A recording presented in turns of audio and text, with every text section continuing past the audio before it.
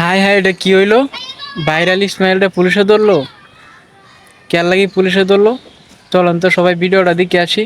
প্রলোভন দেখিয়ে এক কিশোরীকে ধর্ষণের অভিযোগে কন্টেন্ট ক্রিয়েটর ইসমাইল হোসেনকে গ্রেপ্তার করেছে পুলিশ।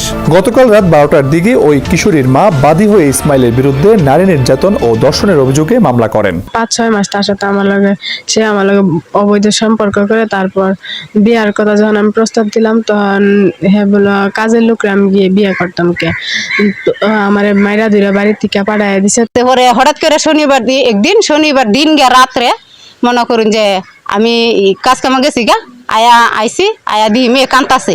কান্দার পরে দেখরে আমি কই কিরে কি হয়েছে কান্দস কে? কয় ইসমাইলে হাইরা আমার এই সব খারাপ কাম করছে। তা খারাপ কাম করছে পরে আমি আশেপাশে লোকেরা মনে করুন যে আমি জানাইছি যে ইসমাইলে এরম হাইরা আমার মেয়েরে লোকজনরা জানাইছি যে খারাপ কাম করছে। তা আমি জানি হেরা পয়সাওয়ালা মানুষ, আমি গ্রামে বিচার পাইতাম না, এই কারণে আমি থানায় আসছি। টিকটক ও শর্ট ভিডিও করে ইউটিউবে জনপ্রিয় ইসমাইল হোসেন 6 মাস আগে ওই কিশোরীকে তার নিজ বাড়িতে গৃহ পরিচালিকার কাজ দিয়ে বিয়ে করার প্রলোভন দেখিয়ে ইচ্ছার বিরুদ্ধে ওই কিশোরীকে ধর্ষণ করেন। পরে ওই কিশোরীর পরিবারের সদস্যরা বিষয়টি জানতে পেরে ইসমাইলকে বিবাহ করার জন্য চাপ প্রয়োগ করেন ওই কিশোরীর মা। এই ঘটনা জানাজানি হলে ওই কিশোরী ও তার মাকে হত্যার হুমকির অভিযোগ ওঠে ইসমাইলের বিরুদ্ধে। পাড়ার লোকের মিলে একটা বিচার আবদার করলো, তখন পাড়ার লোক তারা কিছুই করলো না। তাদের টাকা পয়সা বেশি আছে দেখে আমার মৃত্যুর ভয় দেখাইলো। তারপর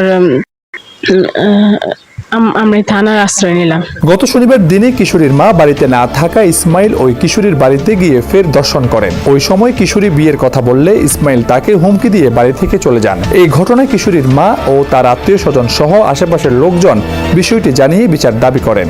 বিচার না পেয়ে গত সোমবার কিশোরীর মা হালুয়াঘাট থানায় লিখিত অভিযোগ দায়ের করেন। গতকাল মঙ্গলবার পুলিশ ইসমাইলকে আটক করে তদন্ত করে ঘটনার সত্যতা পায়। এই বিষয়টা আছে আমাদের এই সমাজের সকলে এটা নিষ্পত্তি করছি, আমরা এটা স্বাভাবিকভাবে বসে করছি। এটারে সাংবাদিক সম্মেলন তারা ইচ্ছা করে এটাই তো। আমার বক্তব্যটা এটাই হচ্ছে যে ইসমাইল ভাইকে যারা চিনেন তারা অবশ্যই ধৈর্য ধরেন, সত্য অবশ্যই আমি উপস্থাপন করবো। ইসমাইল ভাই বৈধ দ্বিতীয় স্ত্রী, সে মানুষের প্ররোচনায় যখন ডিভোর্স লেটার পাইছে মামলা দায়ের করেছে।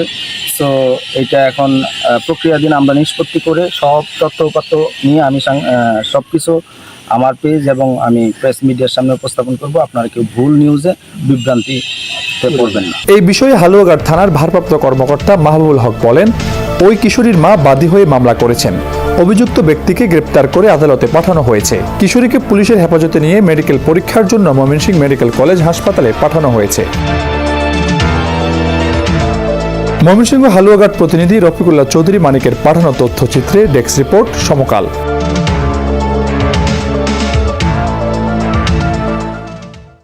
দোয়া করি ইসমাইল ভাই অতি তাড়াতাড়ি আপনি এই বিপদ থেকে মুক্তি পান আর সুস্থ সুন্দর সম্মান নিয়ে যাতে ফিরে আইতে পারেন।